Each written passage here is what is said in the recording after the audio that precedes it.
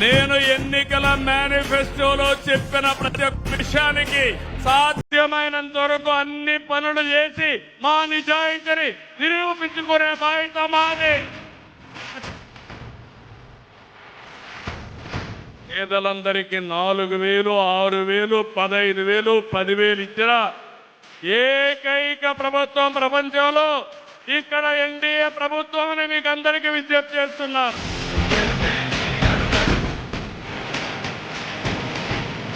ప్రజలందరూ కూడా శాంతియుతంగా ఉండగలుగుతున్నారంటే, లా అండ్ ఆర్డర్ ఉందంటే అది ఎన్డీఏతోనే సాధ్యమైందని మరొకసారి మీకు విజ్ఞప్తి చేస్తున్నా.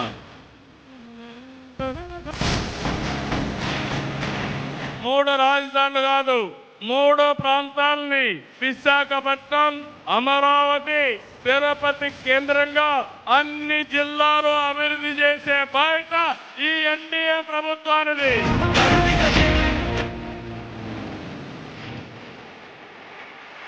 మనం చేసేది పాజిటివ్ పాలిటిక్స్, అభివృద్ధి పాలిటిక్స్, యువత భవిష్యత్, భావితరాలు భవిష్యత్తు మార్చే రాజకీయం ఎన్డీఏ చేస్తుందని మీ అందరికీ విజ్ఞప్తిస్తున్నా.